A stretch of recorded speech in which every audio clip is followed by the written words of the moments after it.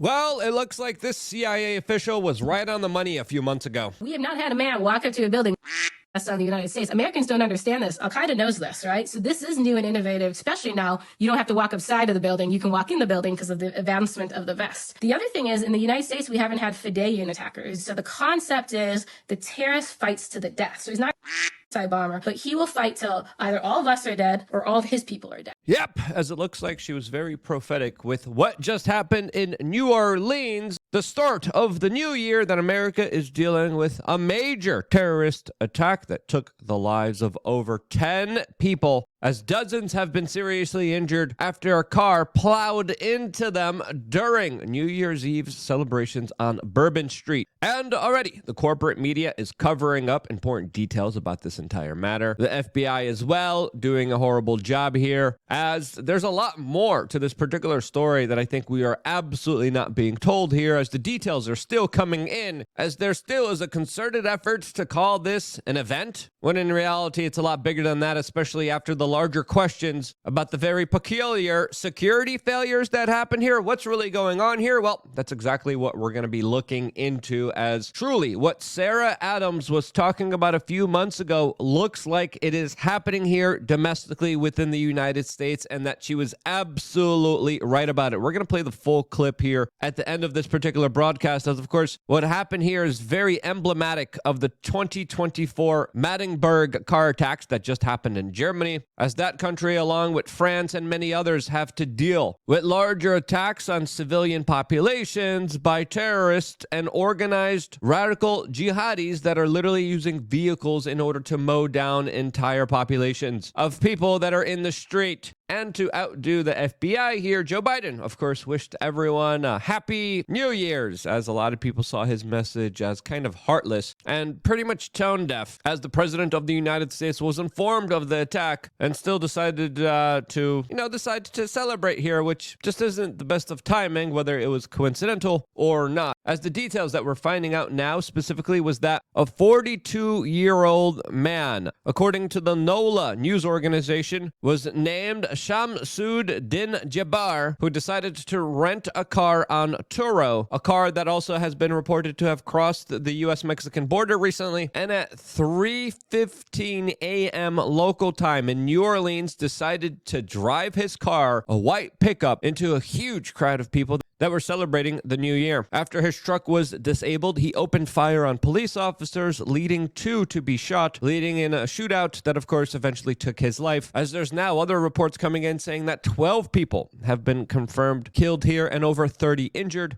this including now the two police officers, as there's also a lot of other reports about IEDs and improvised explosive devices also being found on the scene of the crime, as police officers are now being seen investigating all the areas looking for any kind of suspicious packages. This, as it also looks like there was a gray metallic jacket wrapped around the flagpole on the back of this electric vehicle truck, which appears to show somewhat of a black flag here, which is very emblematic of course, ISIS, the moderate rebels that your tax dollars as an American paid for, financed, organized, brought together, and then, of course, unleashed on the rest of the world. As we have to remember, ISIS wouldn't exist if it wasn't for the U.S. invasion of Iraq, which created a major vacuum of power, which kicked out major people from governance. Those people ended up joining up with the radical jihadis. The United States then knowingly and willingly armed them or gave them pathways towards huge sets of weapons and then set them loose on, of course, the Syrian government. As many brave American whistleblowers and heroes like Tulsi Gabbard and General Flynn literally came out within the government and said, hey,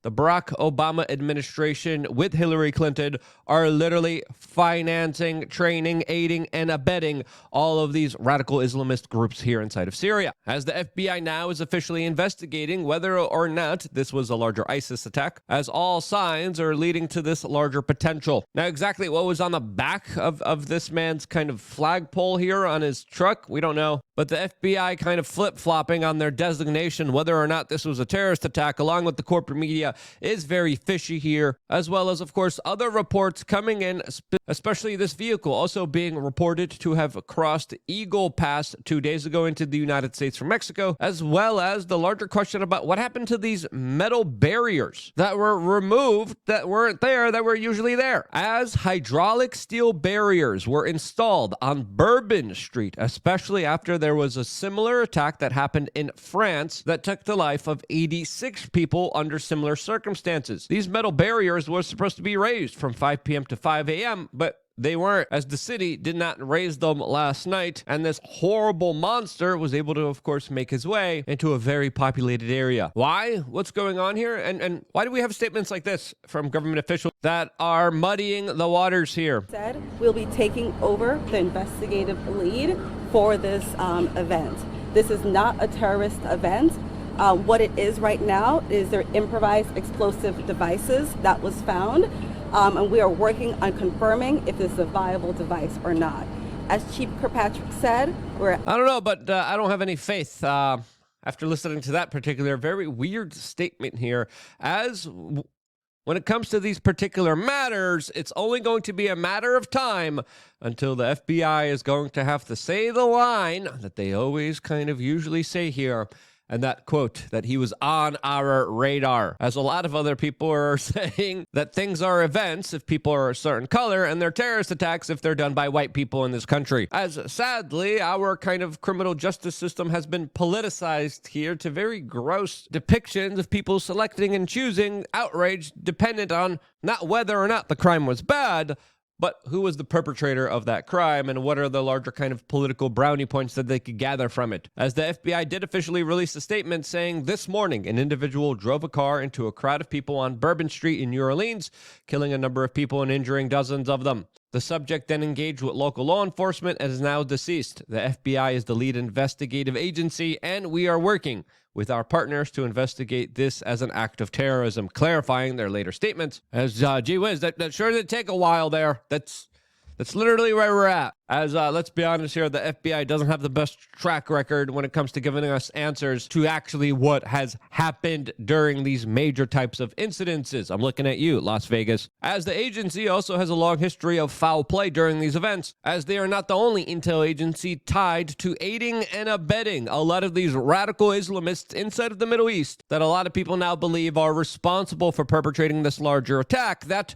could be the beginning of many attacks, as prophesied by Sarah Adams here during this Sean Ryan podcast show a few months ago, as she had this to say that I think is absolutely worth listening to. We have not had a man walk up to a building of the United States. Americans don't understand this. Al-Qaeda knows this, right? So this is new and innovative, especially now. You don't have to walk outside of the building. You can walk in the building because of the advancement of the vest. The other thing is, in the United States, we haven't had Fidayeen attackers. So the concept is the terrorist fights to the death. So he's not bomber, but he will fight till either all of us are dead or all of his people are dead. We think it's going to be a swarming attack, right? Multiple different attacks at one time across multiple cities. We think there will be bombers just because some of the attackers went training and they have these vests. And then we think there's these Fidayeen attackers who will carry on until they're killed. You just rephrase that. So these guys are trained and they are going to fight until they're killed. Yes, and that matters, right? So I was watching this video and it was bombing in Kabul years ago. The bomber blew up and then everyone starts moving in. The first responders move in, right? And then another guy walks in and blows up. We know this is a tactic. But if Americans don't understand this is a tactic and don't understand these attackers are going to fight to the death, think about that. Battle's going on. The attacker surrenders. He might have best, we let our guard down. That man came to die, right? He's going to fight till he dies or you die. So we can't let our guards down, and they know our weakness. So we have to be very careful that we don't have more people die in these second and third order effects of not knowing their intent. As what you said here sounds very awfully similar to the incident that we just had unfold in New Orleans, as very luckily for the local populations there, the IED did not go off. As, of course, this event would have been a lot more disastrous, would have had a lot more casualties, as it's fair to say here that there's a larger potential, as we're still finding out all the details here, because, again, we don't know what's really going on here. A name of a suspect is being released. We're still waiting for official confirmations to see whether that's true or not. But as of right now, all signs point to specifically this being a radical Islamist type of attack that, let's be honest here, our intel agencies have the receipts for since they were aiding and funding it for so freaking long. Now, shouts out to the local law enforcement here because there's actual video of them. Unlike other events that we have specifically covered on this YouTube channel where these officers actually ran towards the scene of the crime and they were able to stop this lunatic from inflicting more harm and damage on the local innocent civilian population. And seeing these types of heroic, brave actions by individuals risking their own lives to help protect local citizenry is really something that is worth noting, pointing out, and paying respects to, since sadly we live in a day and age where this type of courage, this type of bravery is rare. When we see it, we have to commend it, as we have to understand that what happened in New Orleans has been happening in a lot of other places, and it's only fair to say, especially with the larger kind of clash of civilizations, especially with the larger destabilized regions that are now major forefronts for these radical jihadis, with failed states like Libya and now Syria, with Afghanistan now fully in the hands of the Taliban, with the problem that's only being exacerbated that much worse, especially with the help of direct American U.S. foreign policy.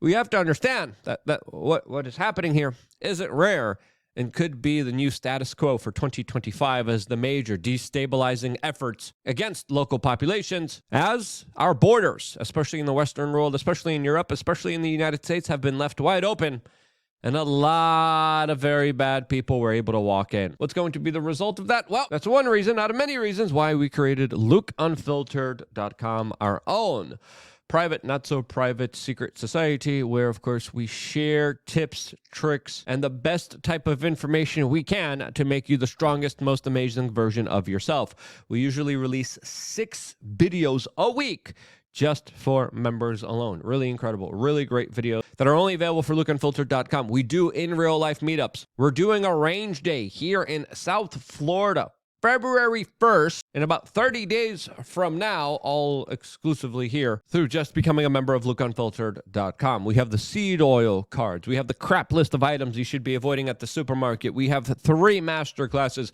We have everything you need. If you haven't signed up yet, what are you waiting for? Sign up right now. It's quick, it's easy, it's simple. It's less than 20 cents a day. All you have to do is click the link right now in the description, put in a little bit of your information. When you do, you get emailed back a login that you just log in and you get access to 12 years of very important information primed towards making you the best, strongest, most amazing version of yourself. Sign up right now and I will see you there afterwards, as of course your support is more crucial than ever to this independent media organization. I wouldn't be here if it wasn't for you guys, and this is why I love you guys. Stay tuned for more here on youtube.com/wearechange.